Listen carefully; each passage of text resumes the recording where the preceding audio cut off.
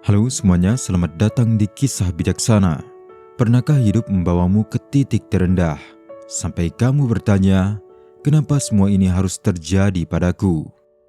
Dalam kisah yang akan kamu dengar hari ini, seorang pemuda mengalami dua musibah yang nyaris merenggut hidupnya.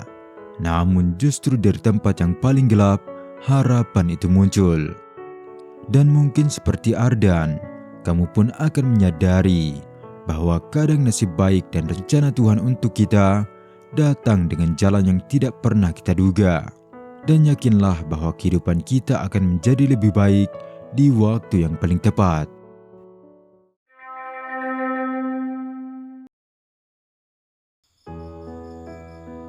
Suatu ketika di sebuah kota kecil yang tenang di pinggir laut, hiduplah seorang pemuda bernama Ardan. Sejak kecil ia selalu memandang lautan dengan rasa penasaran yang sulit dijelaskan.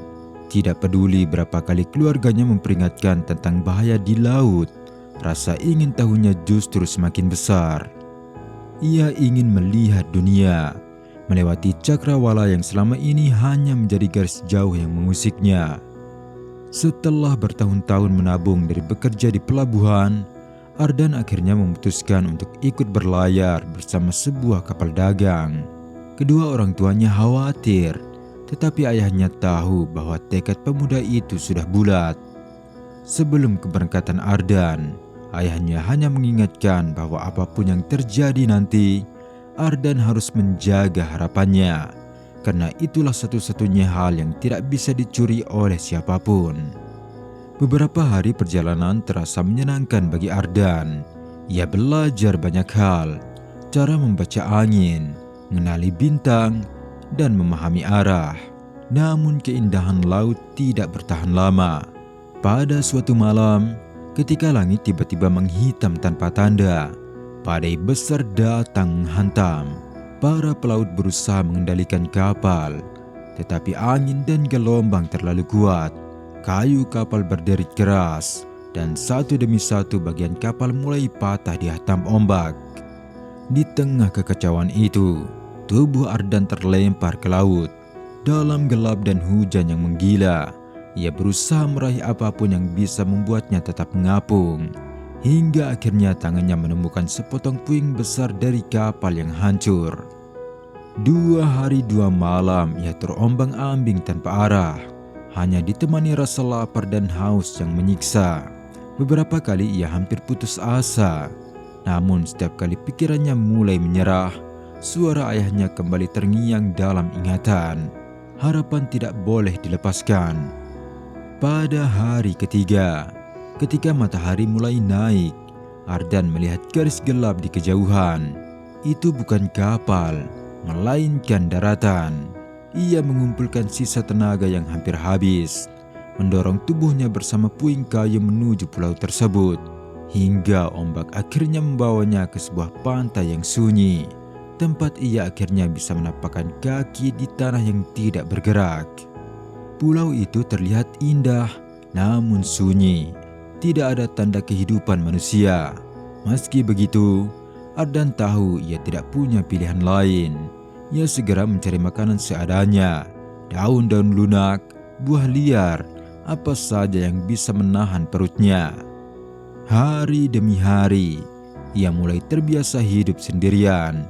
Berhari-hari ia mengumpulkan daun besar, ranting, dan batang pohon untuk membuat gubuk sederhana untuk berteduh. Ia belajar menyalakan api, mencari air bersih, dan membaca alam untuk bertahan. Meski begitu, kesendirian di pulau tersebut bukanlah hal yang mudah. Setiap sore, ketika matahari mulai turun, Ardan duduk di depan gubuk kecilnya dan menatap lautan. Ia membayangkan keluarganya, membayangkan kampung halamannya, dan membayangkan apakah seseorang di luar sana masih menunggu kepulangannya.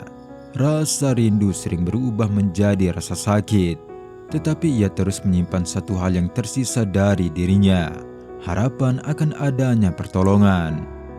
Hingga suatu sore, setelah seharian mencari buah dan tidak mendapatkan banyak, ia pulang dengan tubuh lelah. Ia membayangkan akan beristirahat di dalam gubuknya yang kecil. Tetapi ketika ia mendekati pantai, ia mencium bau kayu terbakar. Tidak lama kemudian, matanya melihat kenyataan pahit. Gubuk yang ia bangun dengan susah payah telah berubah menjadi abu. Api entah dari mana telah menghanguskannya habis. Menyisakan hanya arang dan asap yang menjelang ke langit. Di tepi pantai itu, Ardan terduduk dengan tubuh lunglai. Ia merasakan kehilangan yang jauh lebih besar dari sekedar hilangnya tempat tinggal. Gubuk itu adalah simbol perjuangannya untuk bertahan selama ini. Dan kini semuanya hilang dalam sekejap. Entah kesalahan apa yang telah ia perbuat. Setelah hancurnya perahu yang ia tumpangi, kini Tuhan juga menghanguskan satu-satunya tempat ia bernaung. Pada malam itu, ia duduk diam di samping abu gubuknya, membiarkan dingin malam menusuk kulitnya tanpa perlawanan. Untuk pertama kalinya sejak tiba di pulau itu, harapan yang ia pegang erat mulai terasa seperti beban. Hingga akhirnya ia tertidur dalam kelelahan, tanpa tahu bahwa asap yang ia pandang sebagai musibah akan mengubah nasibnya. Ardan tidur dalam kelelahan di samping abu gubuk yang semalam ia ratapi. Hatinya remuk, pikirannya kosong, dan tubuhnya hampir menyerah. Namun ketika matahari pagi mulai menyinari bibir pantai, sebuah suara yang tidak pernah ia bayangkan terdengar memecah kesunyian. Bunyinya singkat dan tajam, suara yang hanya bisa berasal dari satu hal, yaitu klakson kapal.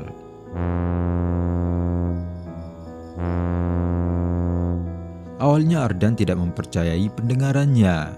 Ia mengira itu hanya ilusi dari pikirannya yang terlalu lelah berharap. Namun suara itu datang lagi. Kali ini lebih jelas. Ia segera membuka mata dan bangkit, meski tubuhnya masih berat dan letih. Ketika ia menoleh ke arah laut, matanya membelalak. Di antara kabut tipis pagi, sebuah kapal besar terlihat bergerak mendekati pulau. Siluetnya tegas, tidak mungkin salah. Tanpa berpikir panjang, Ardan berlari ke bibir pantai, melambaikan tangan dengan segala tenaga yang tersisa. Kapal itu benar-benar melihatnya. Beberapa menit kemudian, sebuah perahu kecil diturunkan. Para kru mendayung menuju pantai, lalu turun dengan wajah yang jelas terkejut melihat kondisi Ardan yang kurus dan lusuh. Mereka segera memberikan air dan kain untuk menutup tubuhnya yang kedinginan. Dalam hati mereka, para pelaut itu tampak bertanya-tanya, bagaimana bisa seorang manusia hidup sendirian di pulau yang bahkan tidak ada dalam jalur pelayaran biasa. Namun jawaban dari misteri itu terungkap dengan sederhana. Mereka berada di sana karena asap hitam yang terlihat menjulang tinggi ke langit sehari sebelumnya. Asap itu begitu pekat dan tidak biasa, sehingga mereka mengira ada kapal yang terbakar atau seseorang yang membutuhkan pertolongan.